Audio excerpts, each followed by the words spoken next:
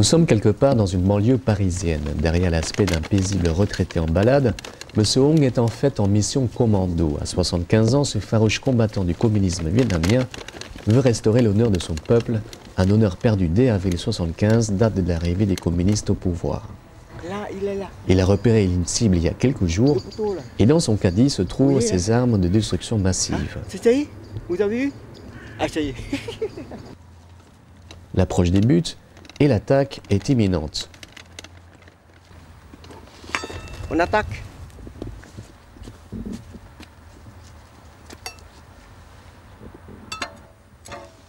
C'est trop. Là, beaucoup de bruit là. Beaucoup de bruit. On enlève ça.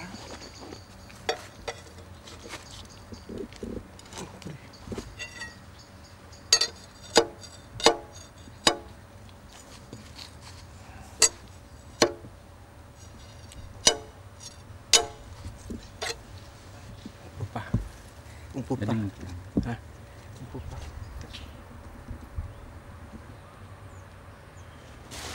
Bon, on rentre. Hein. Qu'est-ce que ça représente pour vous, cette statue que vous essayez donc d'abattre? Voilà, c'est mon ennemi, mais aussi l'ennemi de tout mon peuple. Oui. Il est un grand assassin hein, du siècle dernier.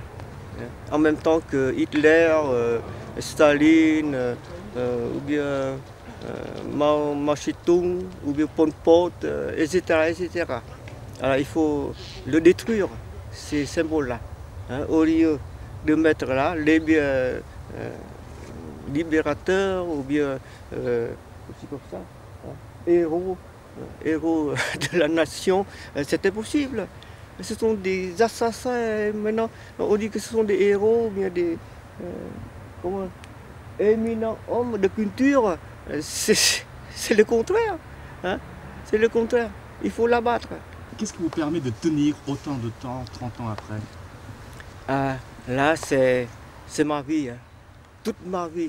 Aujourd'hui, c'est un véritable échec et pourtant, dans le passé, il a réussi de jolis coups d'éclat. C'est lui qui, en 1996, a défoncé les grilles de l'ambassade vietnamienne à Paris à l'aide d'un tractopelle.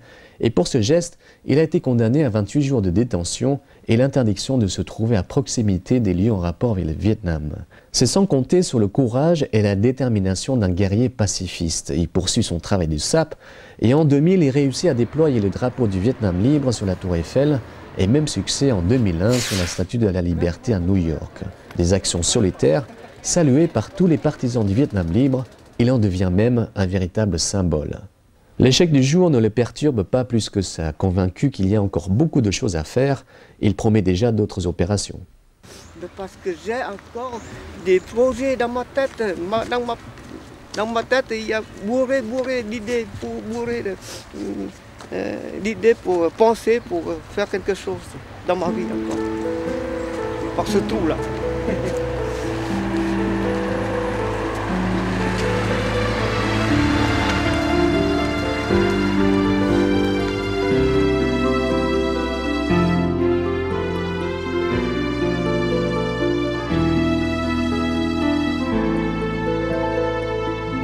Trong đèn khuya hiu hắt, trong bóng đêm nhạt mờ, kia hồn ai đứng đó hay chỉ là cơn mơ?